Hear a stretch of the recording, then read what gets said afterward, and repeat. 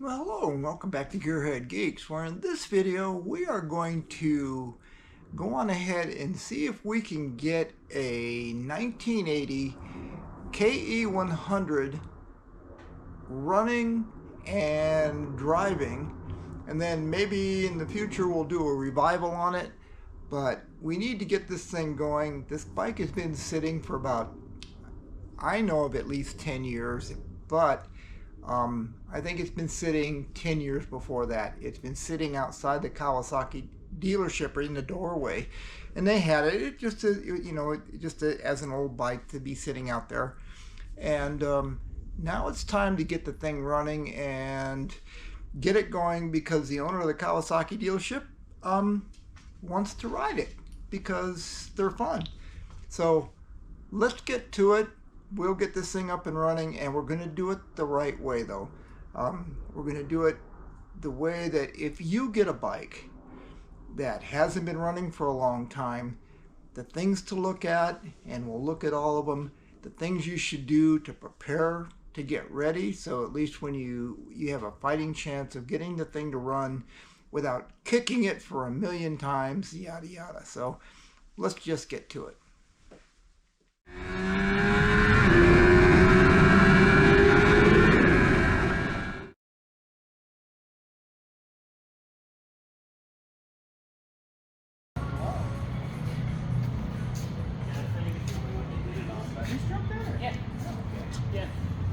We're going to get this bad boy looking beautiful.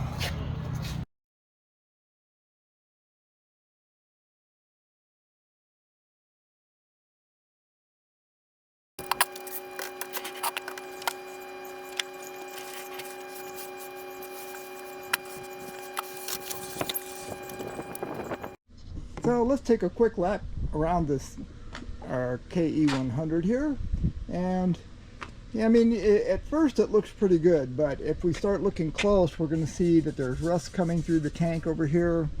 Seat looks in nice condition. The fenders aren't terrible. They're just plastic. They can be cleaned up. Obviously this signal light is broken. This thing, this is just really ugly, but that's okay. We'll figure it out. It's like somebody has tried to get gas going to it and they got a different fuel line in it, but front brake feels good. Throttle actually feels pretty good. Headlights in good condition, other than this guy needs to be cleaned up and made to look nice again. There's a bit of rust going on in all of this stuff. We got about 1,868 miles, so there's really not a lot of mileage on this thing. Clutch is working. The high-low switch is broken. We'll have to come up with something for that. Our engine stop is seized. That's okay.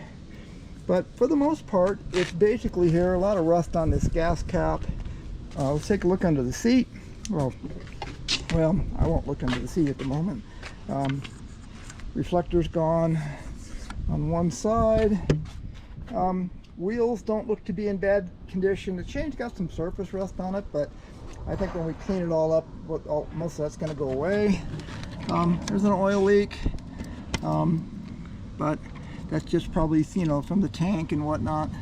I'm not going to kick it over at the moment.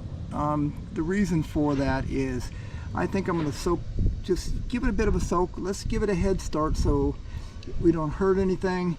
This is a rotary valve engine. These engines are really tough. They're super powerful for a 100. It's just, they're pretty amazing is what they are. This is a really good little motorcycle. For the most part, it's in good shape. I mean, it's just been sitting for at least 20 years. It's gonna need some help, but we'll come up with whatever we need. This case is in a little bit better condition, and it's not so goofy. Shifter isn't mangled, just slightly bent. And again, like the chain is a little gooey, but we'll clean all that up, bring that all back to life. All this is rusty. It needs to be worked on. The baffle's missing, so I've got to do my homework on that. like I said, the turn signals are rough. We're gonna have to come up with some sort of repair routine for that. The front ones are in good shape. So for the most part, it's not bad.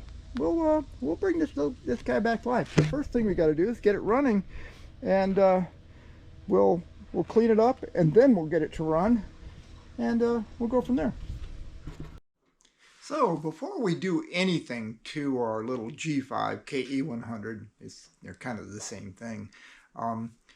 The first thing we really need to do is get it cleaned up so we have a better idea of what we're dealing with before we even try to make it run. So we're going to go through all the steps of making it run, but let's just get this bad boy cleaned up and see what we really have. So before I start cleaning anything, the two best products that I've found to clean things, first of all, Super Clean. This stuff will, I mean, it is really super strong, and you don't want to be using it on bare aluminum, polished aluminum, because it will dull it up real fast. But if you don't have anything like that, this stuff is just fantastic. And then if you do have stuff like, you know, bare aluminum and whatnot, and you need it to be a bit more gentle, get some simple green and mix it 50-50. It really does a really good job of degreasing. Not as good as Super Clean, but boy, this stuff does work, and it's far more gentle.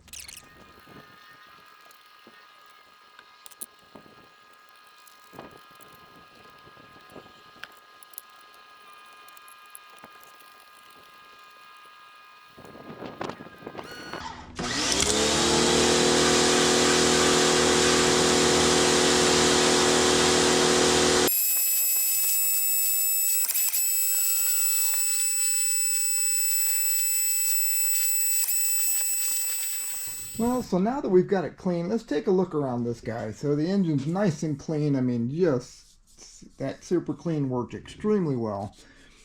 These cases are going to need some tender loving care. But the frame's all cleaned up. The oil tank and all that goop is gone. Underneath the seat is clean and nice. The seat's in really decent shape. It needs a little bit of work. Just it had some battery acid doing its thing on it, but we'll get that back to normal as we go along. As we work on something, we will be cleaning things up. Fenders are not terrible, a little faded, but that's okay. There's some pitting on these guys. We'll get some lenses coming here.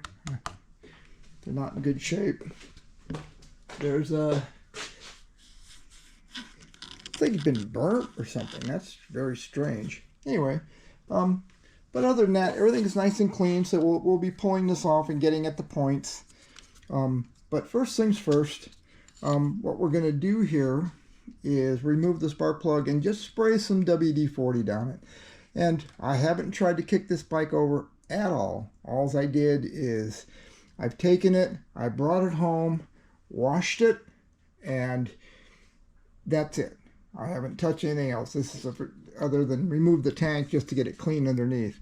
So this thing is just nothing more than clean. So first thing we'll do is we are going to remove the spark plug and we'll spray some WD-40 down it.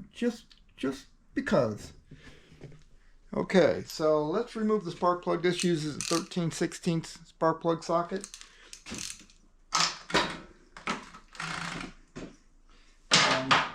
Yeah, we can say, oh yeah, it's been running this way or that way. We don't know. It's been sitting for 20 years or 10, 20 years. But at least it's dry in there and it's not rusty, which is good. And we're just going to take some WD-40 and spray it down there. And why do I use WD-40? Well, WD-40's got some lubricant in it. It's not a great lubricant, but it's got some. But it's got a very powerful solvent in it. And any kind of crud around the rings and whatnot, even if it's rusted up a little bit, there's always going to be some sort of oily crud that goes in there. And this will help break that up, and then that helps break the rust loose. And it's just all around a good idea to do something like that.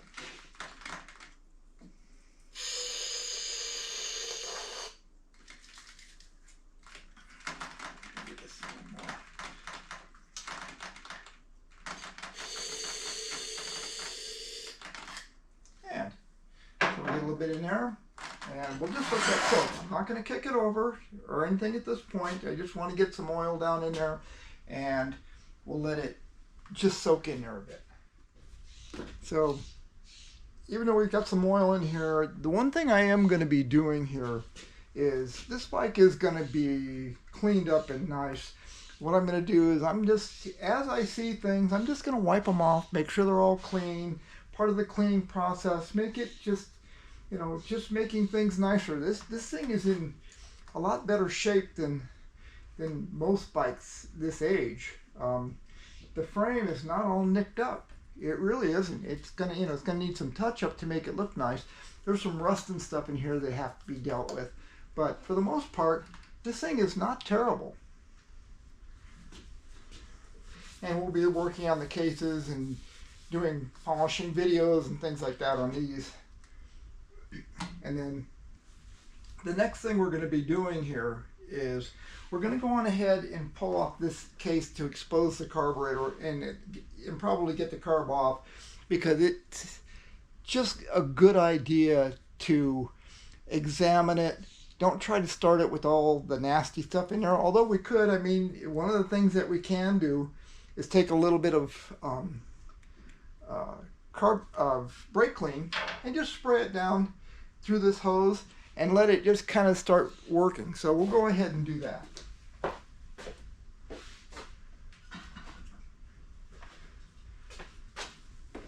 This is nothing more than some O'Reilly's brake park cleaner. This stuff is absolutely fantastic for almost anything. I mean, you can make the engine run off of it if you need to. It's a pretty good starting fluid. It cleans carbs extremely well. It's surprising how good a job it does. You got a, you know, bound up carb or something sticky with old varnish in it. This stuff cuts through it fairly quickly. So I'm going to take a little bit of this and just run it down this tube and let it just kind of soak in. We'll replace those with some filler. But for now, we'll get these out. And there's only a couple, 3 holes.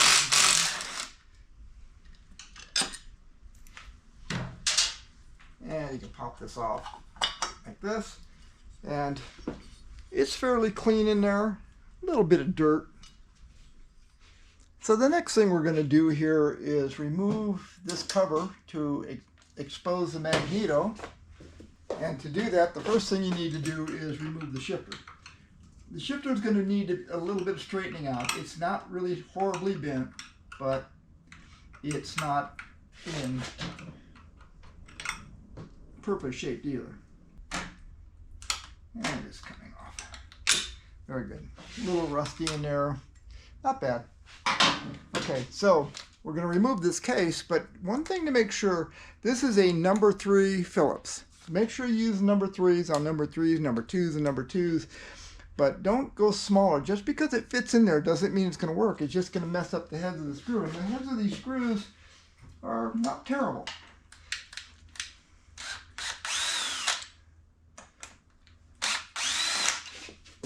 And they aren't that tight either. In fact, they're not tight at all. But that's okay. Oh, we got a bunch of water in there from our washing. That's okay. So it's a bit dirty in there, not terrible.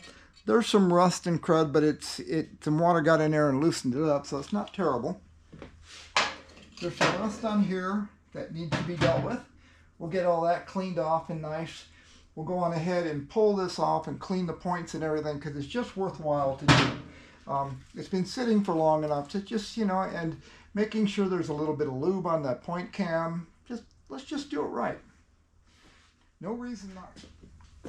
Okay, so to remove this, it's a relatively simple thing. We take a 14mm socket, and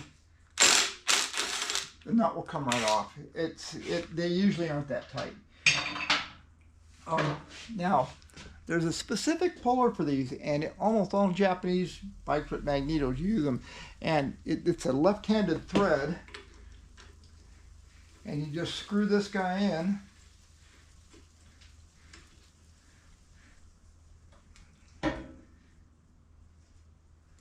And then you just tighten up this bolt and it will pop it right off. Check down. Yeah, this is a 19mm on this one. And these puller sets, you can get a puller set that covers almost all flywheels for just a few bucks on Amazon.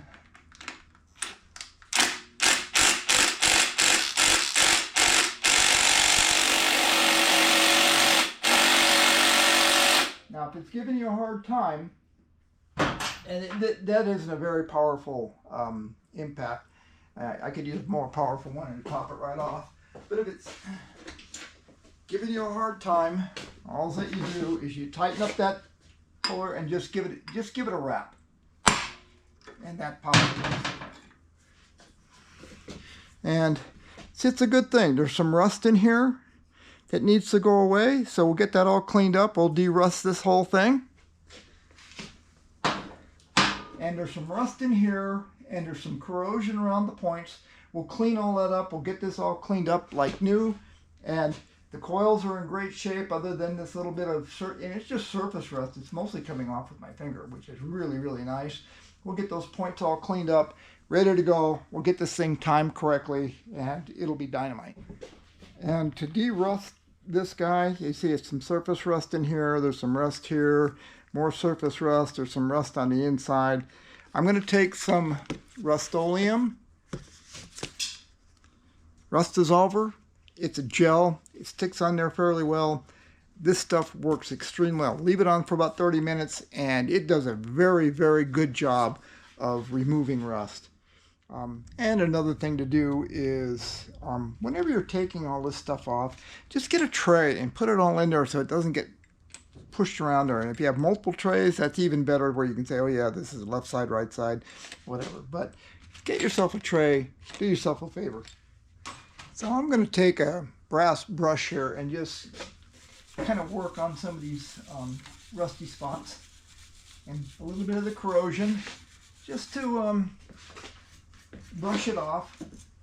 We'll get the main stuff off, and then we'll do a little bit deeper dive into the rust with some Rust-Oleum.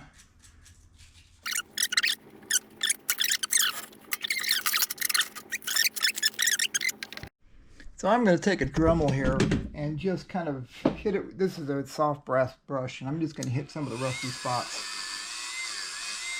Make sure everything is all cleaned up.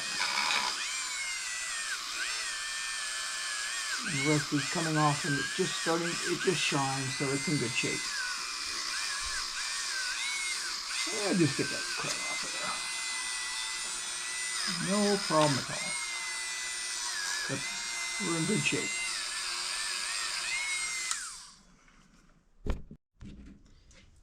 Okay, now that we've got everything basically clean in here, we'll give this a quick rinse.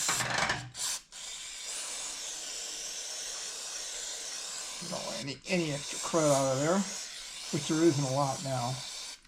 We'll get all that cleaned up a little later, but we'll get cleaned up around the points and whatnot. And brake clean works fine on this for the moment. Okay, so let's get the sprocket off here. That way we can clean it up and get it all in better shape. It's kind of buried under a gook, so we can see the folded over part here. And I'm gonna use a chisel and unfold it. See if we get that thing to spin off.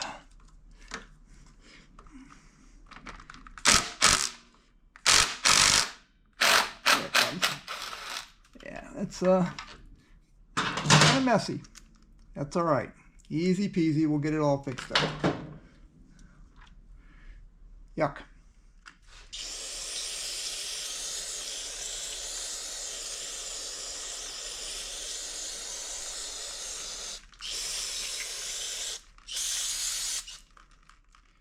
So what we have here is I've got something called a point checker, and it will show me if the points are open or closed. In this case, we look at it and it's in the open position. And what I have is the red wire hooked to the point wire that goes off, and it connects to the one side of the points, and then the other side just to ground.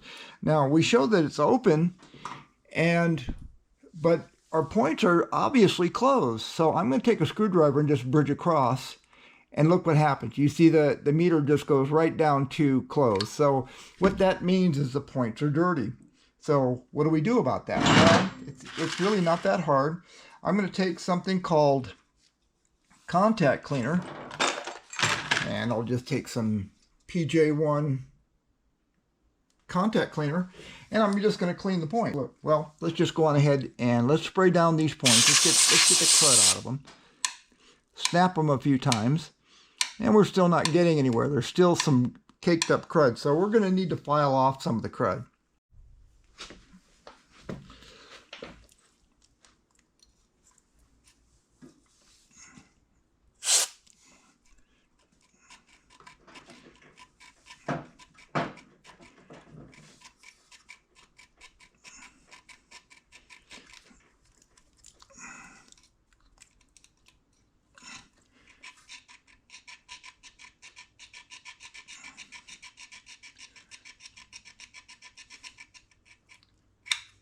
And now our points, yeah, let's spray some of this out of here. Get it all clean.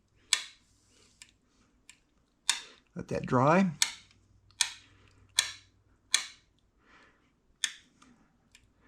And we're almost there. There we go.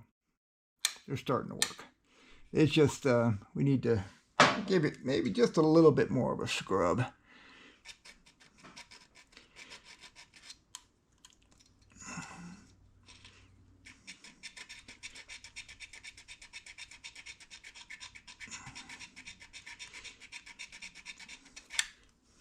And this is a point file. It's designed to scrub points. It's a very, very fine one. It has very little abrasive on it, but it's just enough so it doesn't harm points, but it allows them to, it cleans the crud off. And as you can see, now the points close perfectly. So we've taken care of that. And you have to make sure that happens. Even if you're using any other, excuse me, any other type of meter, what you want to do is just make sure that when the points are closed, that they are almost at 0 ohms, as close as you can to 0 ohms. It's never going to be perfectly at 0 ohms, but it'll be real, real close. So you want those points to close. Okay, so now I have cleaned up our flywheel. It is all clean inside, got all the rust out of it. Most of it was just surface rust. It's really in nice shape. Not bad at all. Just a little bit of discoloration in a couple spots. But anyway, so what I've got here is I put a little bit of grease on my finger, just the tiniest amount, and I want to lubricate this. This is the point cam inside here. So this is what opens and closes the points. So we got a little bit of grease on that. So now that we won't be wearing away at the little fiber block in there. So then we want to find out where our woodruff key is. There's a woodruff key right there. And there's a notch right in here. And you just aim that really close to it. And just roll it back and forth. And it'll slide right on. So now we have this guy back on. We'll tighten up the nut. And then we're going to set the timing. Okay, so now there's a washer, a nut, and we'll just take our 14 and with this and tighten that down. That's about all it needs. Okay, to set the ignition timing on a KE100 or any of these little bikes with this type of magneto on it, we're going to be using something called a dial indicator. Whoops, things are falling out here. We're going to be using something called a dial indicator. And this dial indicator allows us to measure how far something is moved or something of that nature, however far this little stud moves. We also have an adapter that fits into a spark plug. So what we're going to do here is we're going to screw on. There's the little extender, and it's got a little ball bearing on the end of it. And then what we're going to do is, I've already loosened up the plug, and we're going to set with our adapter. Here's our adapter, and then we're going to screw this into the spark plug hole.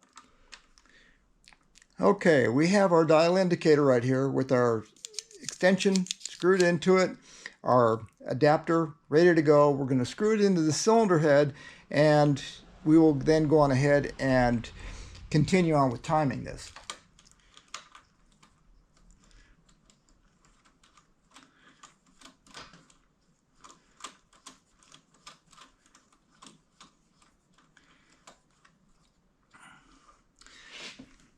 So the next thing we need to do is actually find top dead center here. And the way to do that is we need to rotate the engine around until our dial indicator needle changes direction. So the first thing we need to do is, and I'm hoping that this is, let me make sure that it's in the frame properly. Yeah, yes it is. So what I'm going to do here is I'm going to turn the engine over, and you can see that the needle is swinging. It's going up, it's going up, it's going up, and it changed direction right there. See how it just kind of changes direction? So what I'm going to do here is I'm going to back this up a little bit to where we can, let me get this kind of tight, and then I'll just kind of work this around to where it's close to zero, to the up and down. Okay, and we can then zero out our dial indicator. And if there's a zero right here, you can see that that is top dead center. We come up to it, and it goes back down. Perfect top dead center. So the next thing we need to do is determine what the timing should be. So I have disconnected the coil. This is the wire coming up from our ignition. This is a wire going up to our kill. This is where it gets killed, and this is the wire going to the coil. So what we want to do is just hook it to our points, and this is the one that our points are hooked to. Okay, so now we need to figure out where our points are opening. Now it's about somewhere between 2.3 and 2.4, right in there is about what you need. And so what we're going to do is we'll roll this to top dead center. There's top dead center. So now we go back 1. We're rolling backwards. 2. And right about in here. So you can see that the points close up right in there. So let's just open it up until they open. And right at 2.4 millimeters before top dead center. Absolutely perfect. This is exactly what we wanted. Now, if I need to change them, you go inside here. Let's take a look in here, see if we can see pretty well. There's a screw. I'm going to try and see if I can get a light in there that we can see.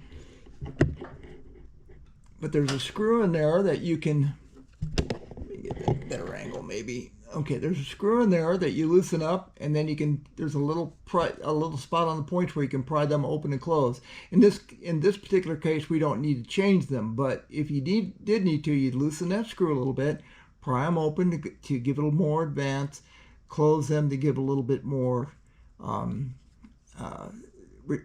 retard them a little bit.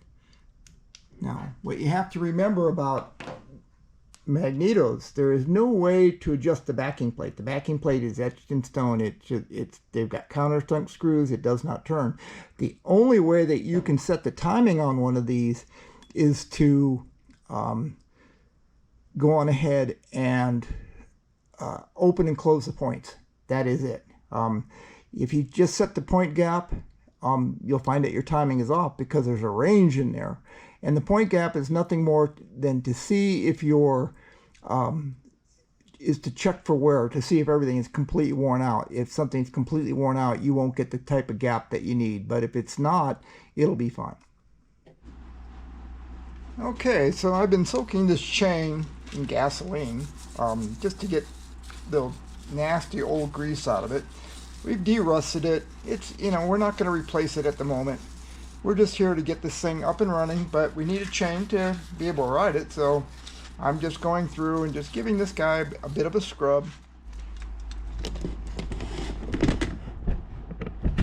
And I'm using cleanup chain cleaner by Maxima. It's the same people make the chain wax. This stuff is really, really strong, and it does a super good job, but boy, it's almost better to use it outside. It really is harsh. So the next thing we're going to be working on is the carb. We need to get this thing off, and we'll get it cleaned up a little bit, make sure everything's okay with it before we just go on ahead and start throwing gas at it, because you never know, there might be all sorts of crud in here, and let's just do it right.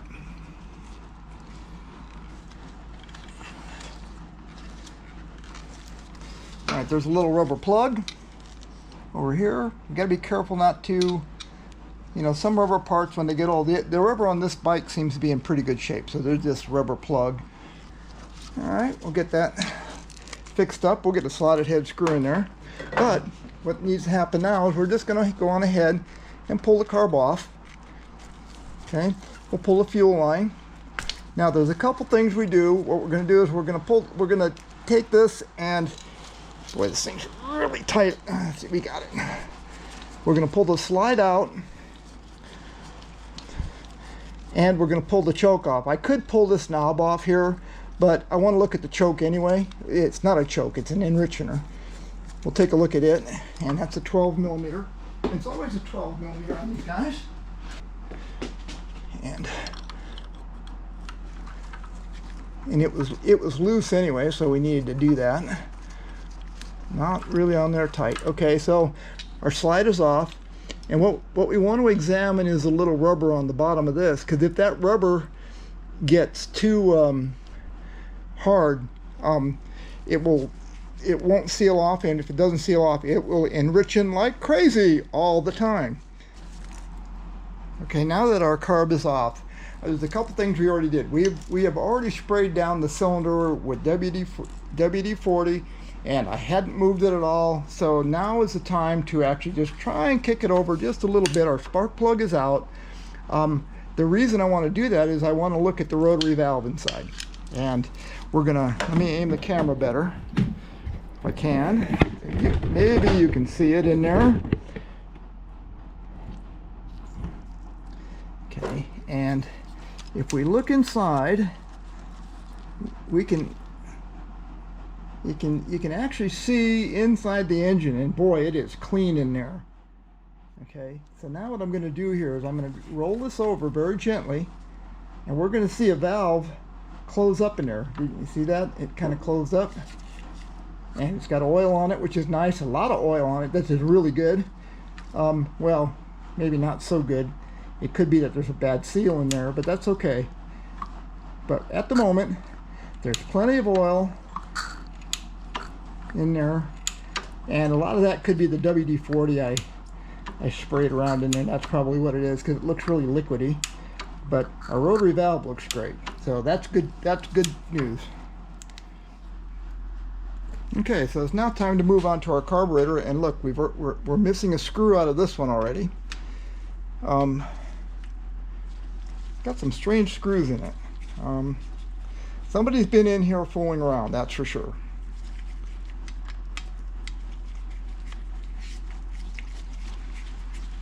But we'll get it fixed up. We got some screws around here we can work with. Our main way of cleaning, we might have to put the, well, we might just put this in the ultrasonic and let it go for a while, because that'll get it nice and clean. Ultrasonic cleaners are, you know, really available anywhere now. No real problem. Yeah, there's a lot of oil. Well, this is what you see here is that brake clean that I put down in there, and you can see it's already a little goopy, which is good. That means it's broken down some of the crud in there. And I'm very gently doing this, and the reason I'm being very, very gentle is because we don't want to break up that gasket. Now if we look, this has got solid floats in it, which is really, really good. so far so good. Everything looks pretty nice. This gasket doesn't look to be hurt in any way, shape, or form. You can see that the brake clean is broken up. All that crud in there. I mean, so now it's going to be really easy to clean this guy up. Now, what do you have to take apart here? Well, we'll pull apart the floats because we can examine the float needle in there. So we'll just pull this loose. And again, our brake clean has probably saved us a lot of effort. These guys need to be cleaned up. And so we'll look at our float needle, and it's really junky in there, but the needle itself looks really good. Doesn't look like there's any real wear on it, so we're in good shape with that. And we'll go on ahead, and I'm going to pull out the main jet here and the pilot jet. Grab some wrenches. Okay, so now the pilot jet is down in here, and the reason you want to pull the pilot jet, and I can feel it's a little goopy in there, and the reason you want to do that is because the holes in the pilot jet, especially on small bikes, are just tiny, and they will plug up. And our brake clean has cleaned up this jet enough to where you can actually see light through it. It's still going to get clean, but it is in reasonable shape. And you take a 8mm, oh, this is 7, excuse me, and then you can pull the main jet out. And I'm going to hold it up to the light. You can't really see it on the camera, but it's clear, so that's good. There should be a washer right here. And there, yeah, it's right there, but it's kind of corroded.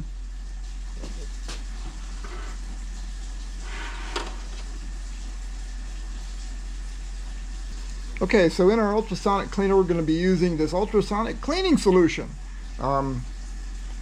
It's by Tilbrook, and I've used this stuff on several things, and it is really, really good. It does a good job of cleaning aluminum without making it too dark.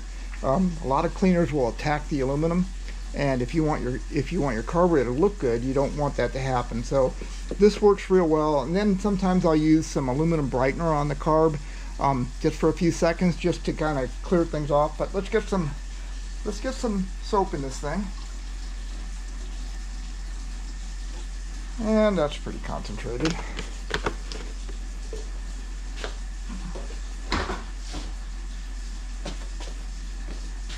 And if you don't have a ultrasonic cleaner, these things are relatively inexpensive, and they work like crazy. They are really, really, really a good investment.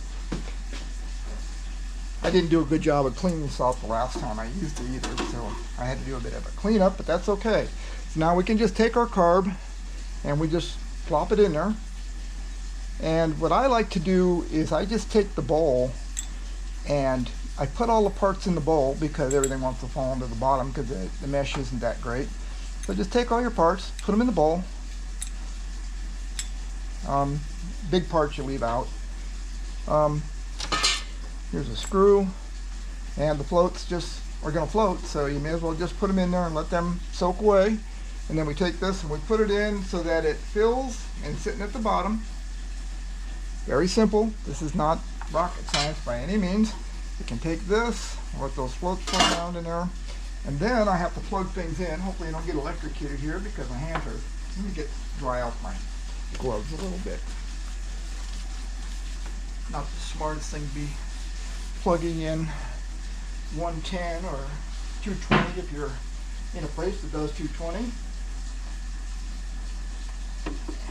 Okay, plugged in, turn it on, and now we've got.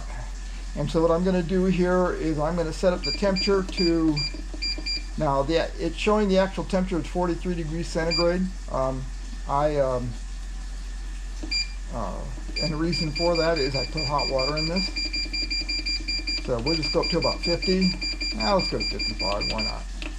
55, and then we're going to give this about 10 minutes. And we'll see how it does. And we just turn it on, and it should make the camera go crazy. So we'll be back after this is done. I don't know if you're going to be able to hear me, but you can look already. It's just starting to dissolve all that dirt. It's just, and it's only been in there for about 30 seconds. It is just, this ultrasonic stuff is really impressive.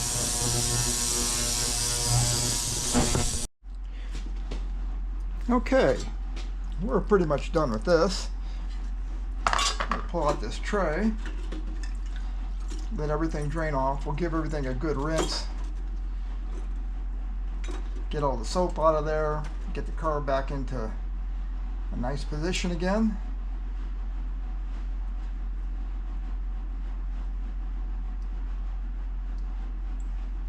And if you look, you can just see, look how nice and clean that is in there, just perfect. Carburetor is perfectly clean. Floats are nice. I dropped the gasket in there to get any extra crud off of it. And our little, I mean, look at this, just nice and clean, white, perfect. Groove in there, and there's a groove in there, and there's a pin right here sticking through that we want to make sure we line up. Now, the other thing that you note is that when on a needle jet, there's a cutout in there, and that cutout always goes toward the front of the carburetor. Always, always, always. There's no exception to the rule. Doesn't matter if you're working on an old Yamaha or you're working on anything. If there's a cutout in there, you need it to go toward the front. And putting a jet in with these gloves could be easier, but we got it. Then we'll just take our wrench and we will snug it down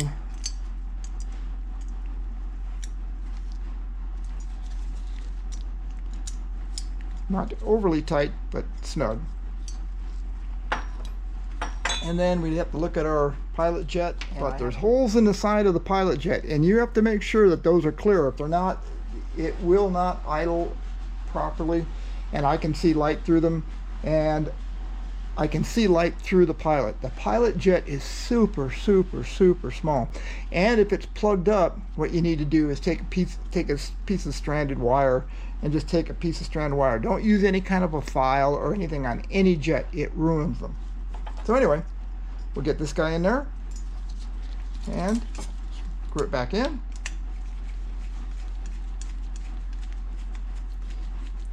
This isn't hard. And then we take this and we take our float needle. There's a spring in there, and make sure that little spring is nice and loose and easy. Make sure we're all kind of nice and clean in there. Wipe everything down, and it's pretty good.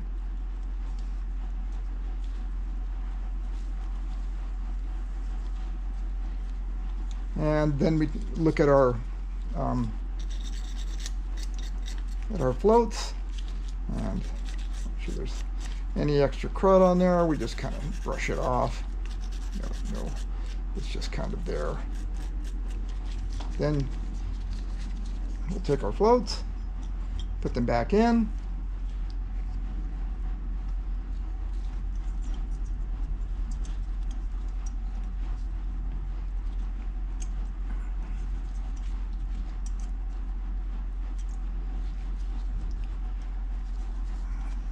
Now when you look at your floats, if you don't know the actual float level that it needs to be, and I'll set it here, what you can do is you just kind of take your floats, kind of run them like that, and see if they run parallel to the body. In this case, it looks like they're not all that parallel, so I'm going to do it, and then we'll see and compare it to what it's supposed to be. And what you want to do is, whenever you're setting floats, you don't want to hold it like this. You want to hold it here and then just let the floats touch and then look at things. So it still needs a little bit of adjustment, and I'm taking a screwdriver and just prying away at the little tang in there.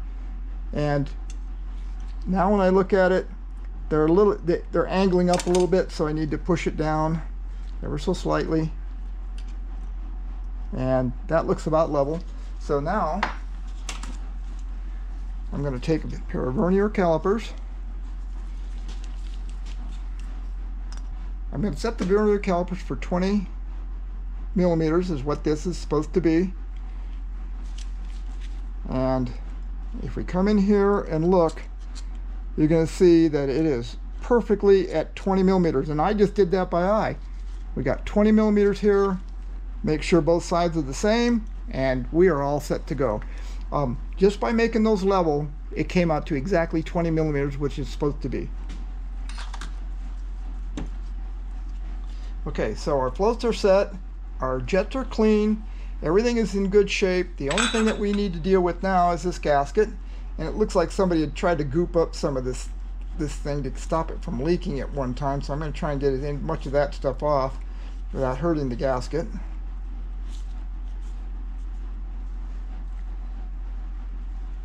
Okay, I just take this, put it on there, and now we've got this, and it only goes on the one way. And then we'll get some screws in there, and then we're going to evenly tighten it all the way around. I just want to get it so that it just kind of, the lock washers kind of gets a spring out of them.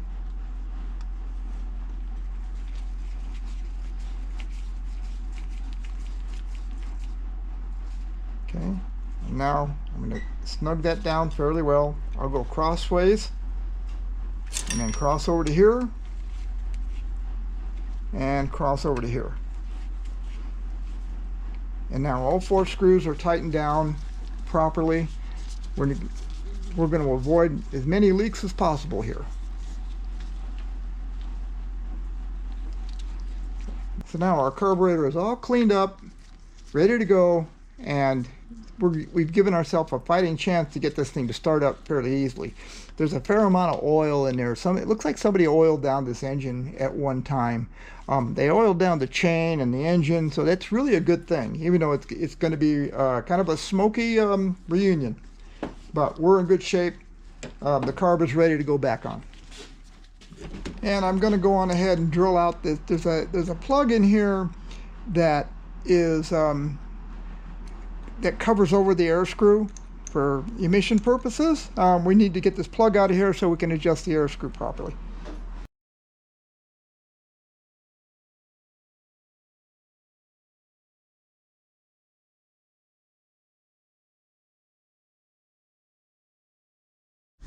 We've already cleaned the ignition, as you've seen.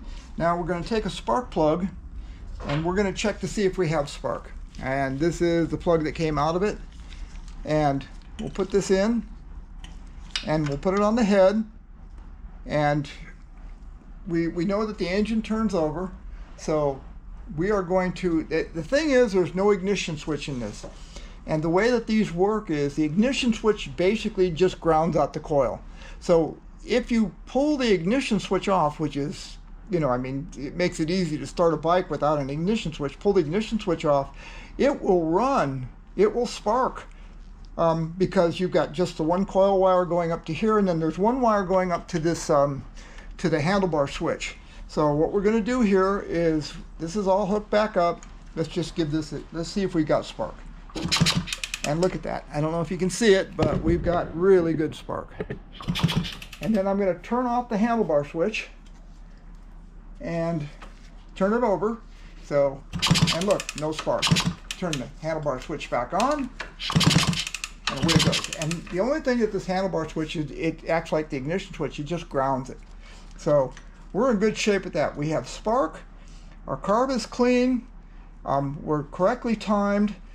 We haven't checked the compression, so I guess we could go on ahead and do that. Why not? So this is a compression gauge. This is an old Mac that I have. It got broken years ago. But anyway, we're just going to screw this into the cylinder.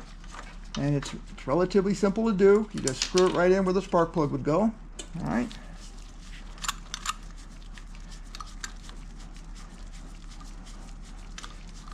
Screw it in.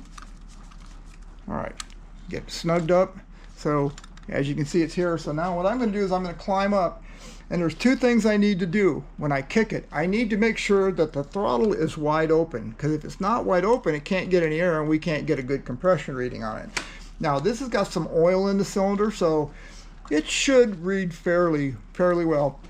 An old 2-stroke like this will run with as little as 60 pounds. It'll just run. It won't run great, but it'll run. And as the RPMs climb, it starts running. They don't run bad at all. But this one here is probably in good shape. So I'm going to climb up and we'll take a look at it. I'm going to hold the throttle wide open and I'm going to kick it, and you can watch and see what's happening. Whoa, I'm about to fall off of this thing.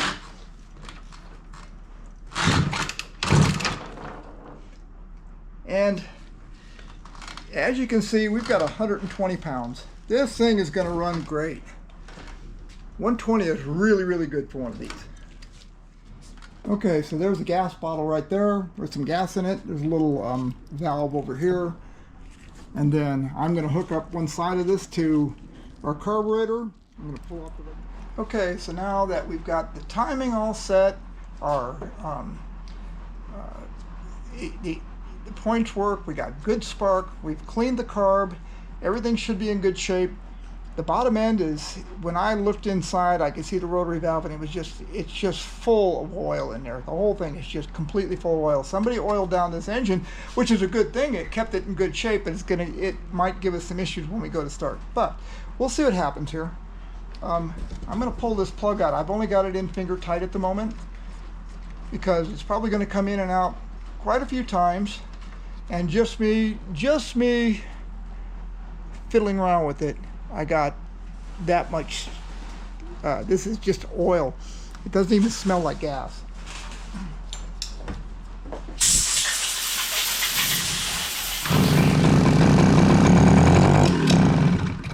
And it's getting ready to run.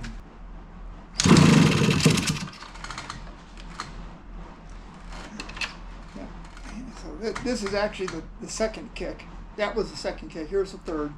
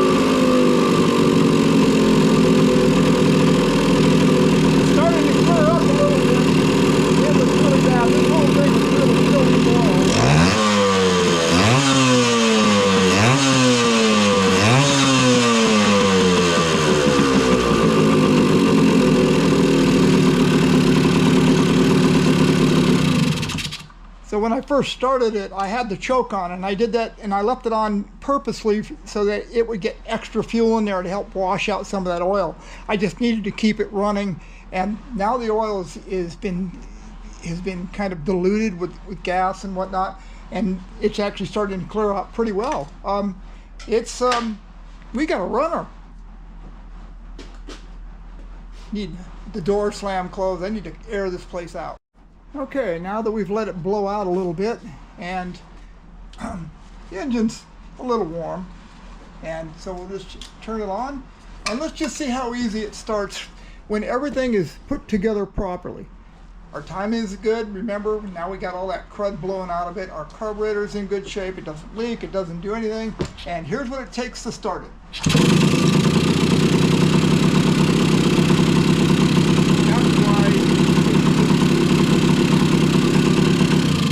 That's why it's worthwhile to go on ahead and do all the things that we did, and now we have a nice clean running motorcycle. We hardly have to fiddle with it. The only thing I need to do before we can ride it is get the tank cleaned out and get some gas in it, and we can take this thing for a putt. So I pulled the petcock off, and there's a bit of debris in there, but not real bad. Doesn't look terrible inside. It needs a little cleaning. Hopefully this the little gasket in here is still in decent shape, but all in all, and there's just a small amount of surface rust on the inside of the tank. So I'm going to go on ahead and I'll, you can't even really see it here. It's pretty much shiny in there, and at the bottom it's shiny. There's just a little bit, a tiny bit of rust and some debris. It just needs a rinse out. And we'll do that. I might hit it with a pressure washer and blow any crud out of it, and that'll be fine. Then let it dry and we'll be fine. But not bad. Not bad at all. So I hit this with a little bit of brake clean just to clean out any excess crud. I think our best bet is to use the ultrasonic on this. This is frozen at the moment, and I'm scared to turn it. I don't want to break. I don't want to hurt anything. So, giving it a little heat and letting it vibrate a little bit sure isn't going to hurt this.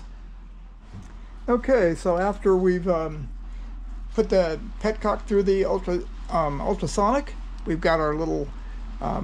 This is the valve that goes inside. There's a spring that goes on top of that holds it in, and then you just have this little knob right here.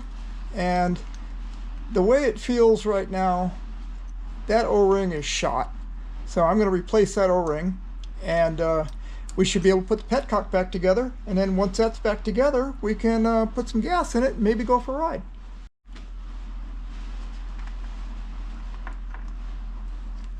Okay, I got a new O-ring on there. I just got it out of this kit. This guy right here, and perfect. No problem at all. And then get everything aimed right, and do you believe this is our stop position? Then it has just enough, you can just feel the O-ring has just enough friction in it. Perfect. And then there's a screw that goes right in the end.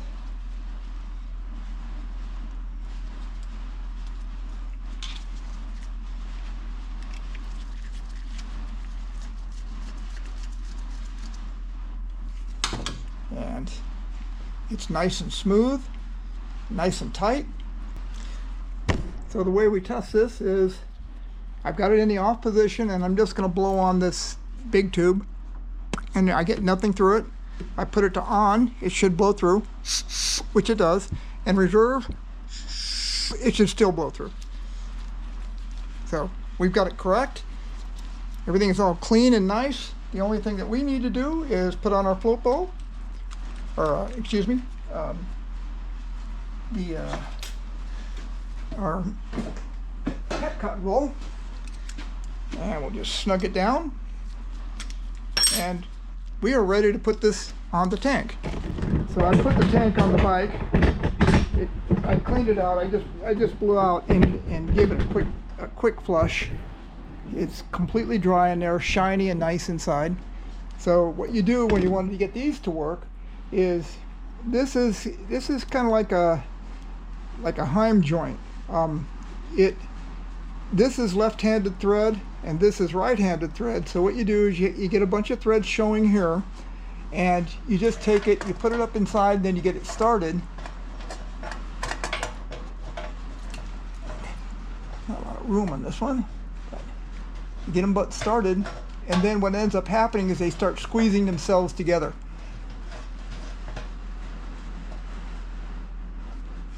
And then when you take your wrench and you tighten it, we got a little more. A few more threads to go, and then it's tight, and the petcock itself is tight, the nut is tight, everything is all ready to go. All that we need to do here is put our hose on and put some gas in, and we'll be able to see gas flow. Now I left this hose long, I'll cut it off later. I just don't want to do it right at the moment because we don't know what we got going on here with other stuff. But anyway, so we got plenty of hose. It turns off, and the good part is this thing doesn't have a regular rubber 4-hole washer in it. It's got this kind of a tapered plastic piece, and it always seals. And the O-ring is for nothing more than just to keep gas from flowing out through here. So we have fuel, the bike runs. I I have cleaned up the chain, and I got it sloppy with lube at the moment because it really needs it. But I'll get this thing off, we'll get it outside, and go see what it does. Okay, so the idea here is we've got it running. I'm going to do a test drive on it. I don't know if it shifts or does anything. I cleaned up the chain fairly well. It's still got some stiff links in it, but we'll get that all sorted out. The idea here is just to get it running and driving. There's no side cover on the magneto, and the carburetor's out in the open. That's okay. We're just here to get it to run and see if it goes. So wish me luck. Choke. No knob on it. There we go. Now let's get put it on reserve. Shoot the gas.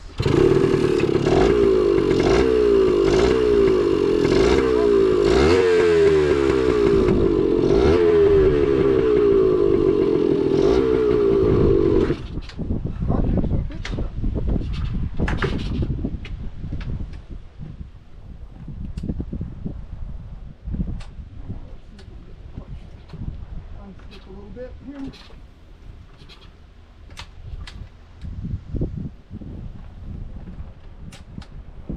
I think I'll do.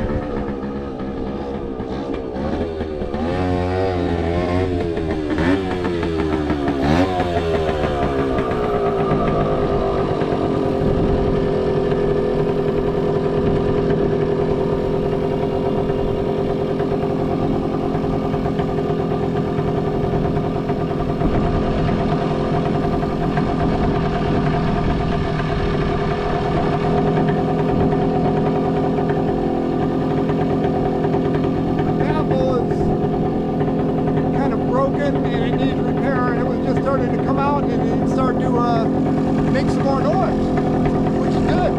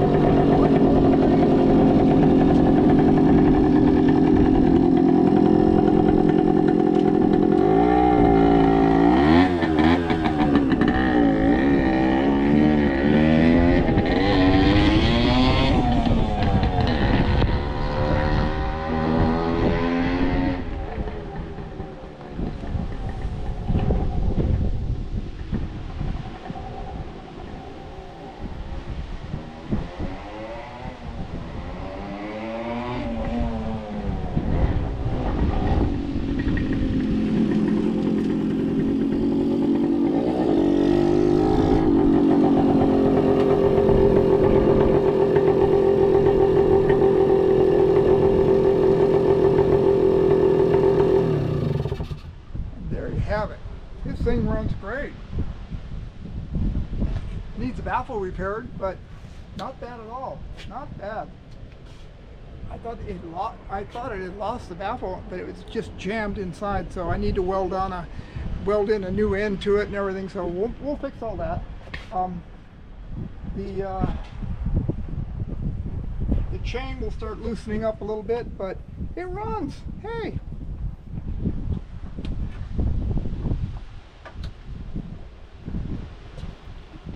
Well, there you have it, boys and girls. A completely successful will it run on a bike that's been sitting. I talked to the owner, and he knows for a fact it hasn't run for 20 years, and he thinks it might even another 10 years before that. So this might have been 30 years. So what we did is we went through and did things correctly. Went in, timed it, did all the things that we needed to do, got the carburetor all clean, got the petcock clean, everything all cleaned up. Luckily the gas tank was clean. There's a little dust in there, I blew it out, it was good. But we now have a riding motorcycle. Shifts. The clutch had been sticking because it had been sitting for so long, and it cleared right up and it works perfect. So now the next time you see this bike, we are going to be making it as nice as we can make it. We're not going to go overboard, but we're going to make this a really nice, decent, nice riding bike. We'll fix all the bad stuff in it. There's a dent in the tank. We're going to try and repair that. We'll see how we do. The tank has got some rust spots on it, and I don't know what to do about it. We could probably replace the tank if he wants to. It's not my motorcycle, but I will make it nice so that it is a good, dependable motorcycle. Right now, it just starts super easy. When it's warm, you can start it with your hand. When it's cold, you just need a little choke and it pops right off the first kick. We're running great. We got all the old crud out of it, and it's a nice bike. I got to fix the baffle. There's a whole bunch of things I got to do. But next time will be beautification. I'll come up with the ignition switch. I got to order parts and stuff. So thanks for watching. Don't forget to subscribe, like, and we'll see you next time here on GearHeadGeeks.